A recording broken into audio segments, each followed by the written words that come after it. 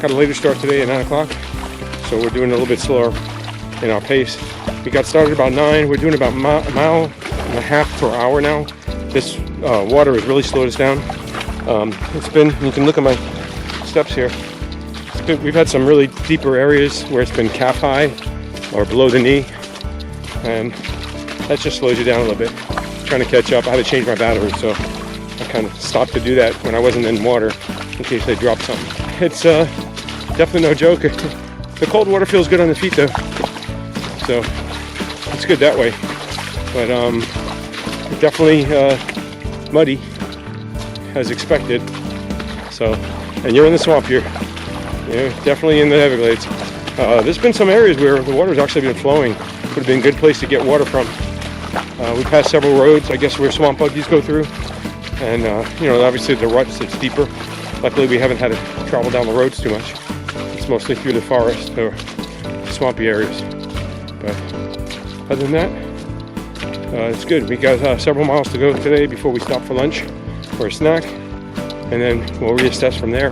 But our goal is to make it to the Everglades Youth Camp today. So we really have to kind of buckle down and try and keep moving today, because this is definitely slowing us down. So the mud is actually hard and the water's hard as well.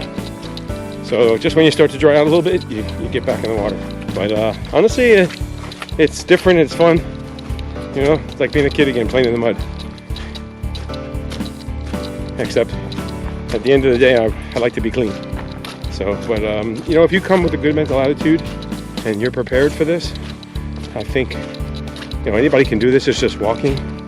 It's a little, you know, obviously different. You're getting in muddy water. The water's not clean. You can't always see where you're stepping, 100%. I would probably recommend trekking poles for that. I haven't really used them that much, but going through the water, I kind of do, just to steady myself. Woke up almost 6 o'clock and I could hear the other people moving around in camp. So I came out, did our business. Everything was wet. Just the humidity, the rain, and just the fact there was no wind. So it took a while to dry out our stuff. The tents and the tarps, to put them away. So got a later start, 9 o'clock. Would have hoped for earlier, but until the sun came over the tree line and started warming our tents and our tarps, just really wasn't possible unless we wanted to pack away wet stuff. And that's it from the trail. I'll check in again later in a nice muddy spot.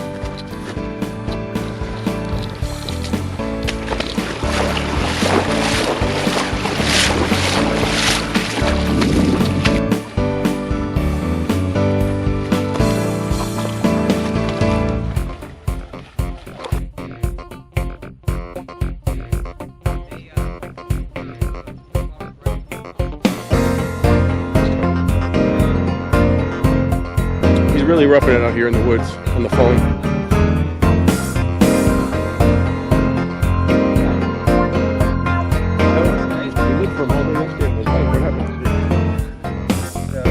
I think we're gonna cheat a little bit because our day's pretty What?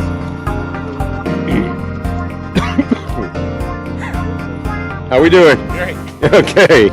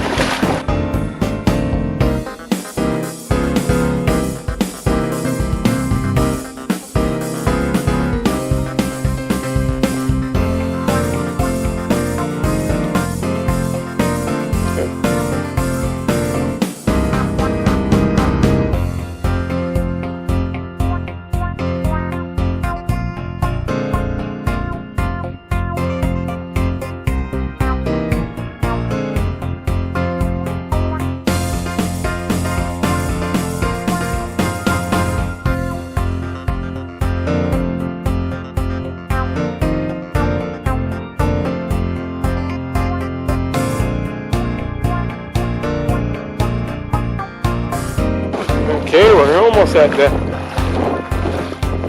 I guess go there and see if we see a blaze on the tree. Can't tell if it's a mark or a blaze. So, gotta walk along this prairie.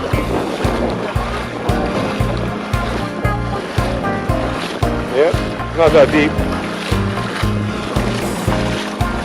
So, seems like a tie for the deepest we've gone, almost, maybe? Almost knee deep.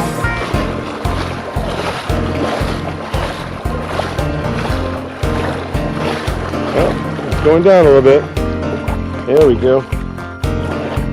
Oh, that's deep there. Yep. Like if you go to the right, it rises up. Here. Yeah. Okay. Right in the center there was deep. I think it would have been waist high almost. So, yep, there's the blaze up ahead. And here we are, crossing. Hopefully this is the deepest part we've come to. And hopefully this is the last part we get wet until clean my shoes off at least. So, here we are, we're almost at power line. But still got to go through. The trail doesn't let you get out easy.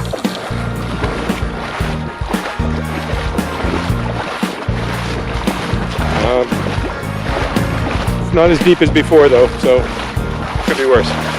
But we can see the trail's turning toward the road, it looks like, and there's some power lines. So we should be getting close to the youth camp. And I gotta say, I'm definitely feeling it. I'm tired. Had enough of this mud. This muck here is really bad. The trail's really chewed up.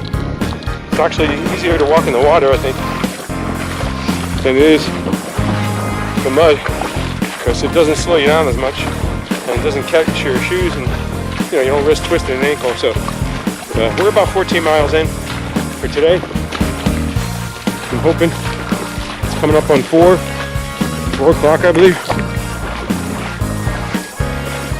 And unfortunately it doesn't go, yeah, it's 4 o'clock, it's 4:01 actually, and nothing goes in a straight path here. So power lines are this way, and of course we're going the other way. But hopefully we'll get there.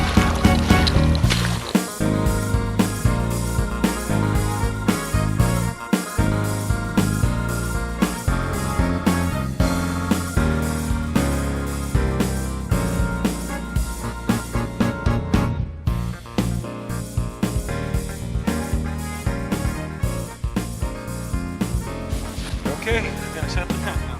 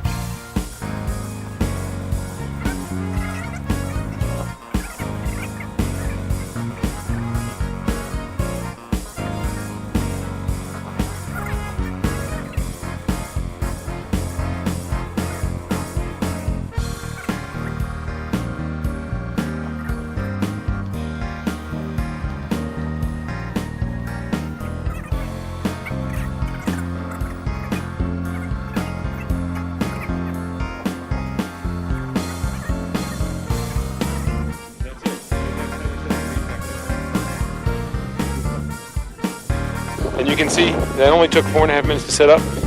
And what I'm doing now is I'm going to let it air out because it's still a little damp from last night. And then I'll open up the inside. I set up this way with the door in the direction of the airflow. So hopefully I'll have good ventilation all night long. It'll keep me cool, and more importantly, it will dry out.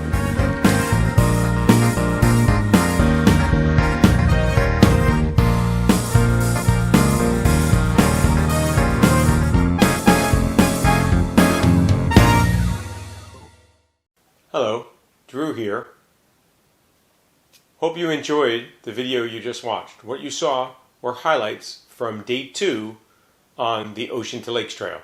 On day 2, due to the rain overnight and the humidity, everything in the campsite was damp and wet in the morning.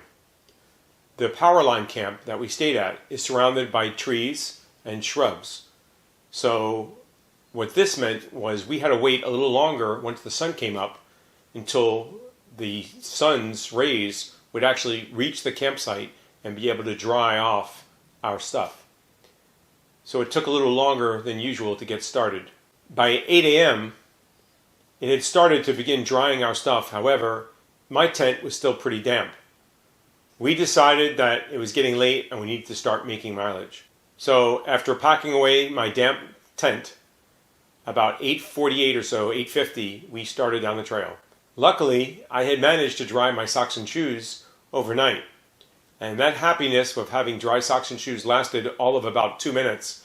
As we walked down the trail, it seemed like only about 500 feet or so when we came to a flooded, swampy area, and we had to just step right in the water and keep going down the trail.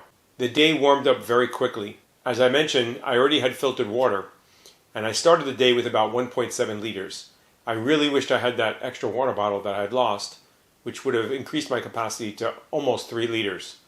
However, I didn't have it with me. And by lunchtime, I had already gone through a majority of my water and had less than 500 milliliters left. So during the day, we had to stop and filter more water so that we would have enough for the day. I don't think I drank enough during the day while hiking to keep myself fully hydrated. Most of the day's hike was in open terrain with very little to no shade. We hiked most of the morning straight through, stopping around noon on a dirt road where we were able to grab a dry spot of land and a little bit of shade in order to have lunch. Many of the people that with took this time out to address their feet, as blisters had become a problem for most of the group. We took about 45 minutes or so to have lunch, and then we started hiking again. Most of the areas on the trail were very, very muddy and sloppy in that they had been used by horses to walk through, and the trail was very, very hazardous. In these areas, you really had to watch your step and be cautious so as not to twist an ankle or fall. I was very glad that I had taken my trekking poles, and I used them very often. Later on in the afternoon, around 2 or 3 o'clock, using the buddy system, Joe and I hiked ahead at a faster pace, and Stephen and AJ at a slower pace. For those that are not familiar, the buddy system is exactly what it sounds like. Usually it's used in large groups. Everybody has a partner. You can sometimes have more than one partner, but generally you have one person, that's your buddy, and you stay together. So buddies always stay together. So we basically went from one group of 4 hikers to 2 groups of 2 hikers as we went on. After many false indications, Joe and I finally arrived at the trailhead that branched off to the Everglades Youth Camp. This side trail also leads to the Hungryland Boardwalk trailhead, as well as to a parking lot. When we finally emerged out of the swampy areas into the parking lot, we were very happy to see a pit toilet, which we did not make use of, and trash cans, which we did make use of, getting rid of any garbage or waste that we were still carrying. After a short walk, we came to the Everglades Youth Camp and was pleasantly surprised to notice our fellow trail hiker, Al. Al had just arrived a short while before us and was setting up his tent. It was good to see him, and we discussed the trail and the conditions that we had just hiked in. I had previously contacted them several weeks ago and made arrangements for us to be able to use the camp overnight. They were kind enough to give us a brief tour of the camp, set us up with an area that we could pitch our tents, as well as a large covered pavilion with electricity.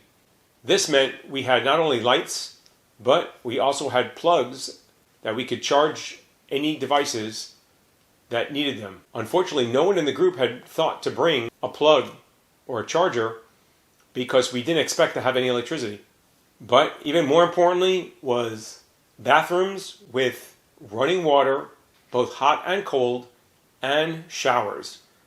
The camp director even provided us with towels after we explained that we didn't have any because we had no idea that there would be showers available. I hadn't planned on taking a shower, but I wasn't about to pass up this opportunity to get clean and take a hot shower. I gotta say, it felt great, and everyone, I think, enjoyed that immensely. At the campsite, we not only had ice available, but also all the water we needed. I was able to clean off all my clothes from dirt and mud from the trail, as well as my shoes and socks, which unfortunately didn't quite dry as well as they had the day before, but at least they were clean of mud. As I mentioned, this place was really just what we needed. We had had a tough day of hiking, and this invigorated everyone. Stephen and AJ arrived at the campsite in less than an hour after Joe and I did. Matthew showed up and joined us, and he brought with him fried chicken and beer, which was enjoyed by all. Al even joined us for some chicken. I don't know any hiker that usually turns down food, and Al was no exception. Al went to bed pretty early, probably about 6:37, while most of us stayed up a little later. Probably until about 9:30, when the mosquitoes turned up to the party uninvited. Additionally, I had Matthew bring out 6 gallons of water that I had purchased earlier for the group to resupply. I was unaware that there would be water available at the camp for us, and made provisions just in case. Matthew had also brought me out an additional 1-liter bottle that I added to my pack, and the smaller bottle, which I gave to Stephen to use for the remainder of the hike. Well, as it was getting late and the mosquitoes were starting to come out, everyone pretty much settled into bed except for Matthew and Stephen, who decided to go fishing. And they didn't have any success, unfortunately. And about an hour after everyone else, they decided to go to sleep as well. As I went to sleep, I realized that I had set up on a shallow bank pretty close to the swampy areas, and there was nothing preventing a gator from coming up into the grass field where I was. I also realized that I was the person that, of all the group, was closest to the water. Everyone else had set up further up the bank than me. This caused me a little bit of concern, but obviously not enough, since I wasn't going to move my tent, and I was also tired and went to sleep. Unfortunately, where I had set up faced the building that had the bathrooms and the showers in them, and it had a light on top of the building that stayed on all night long.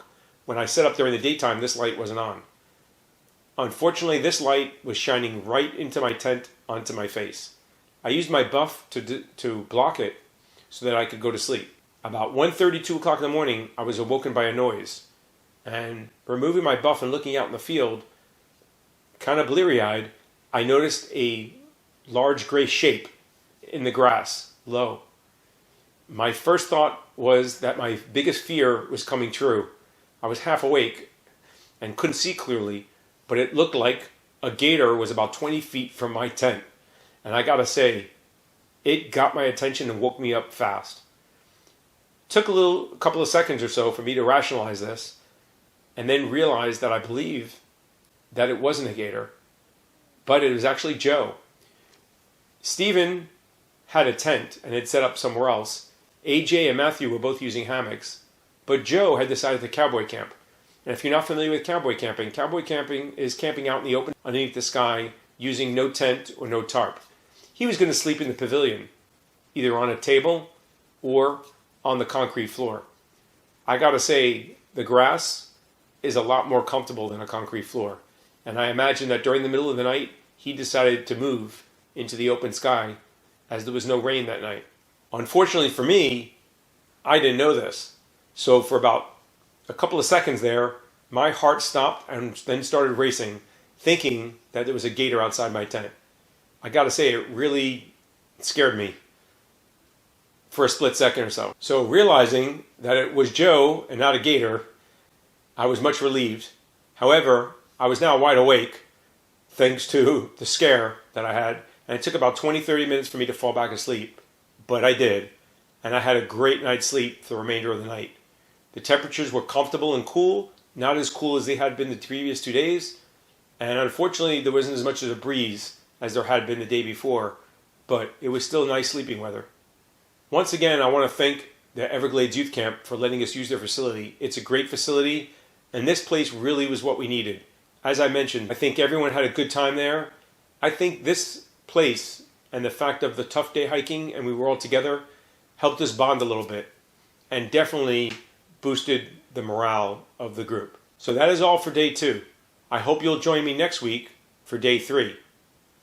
If you like what I'm doing on this channel, presenting these trips and other topics related to camping, hiking, and backpacking, please give me a like, and I'd love to get a comment from you. I appreciate all the comments. Feel free to subscribe if you are so inclined to do so. I appreciate you taking time out of your day to watch this video. Till we meet again.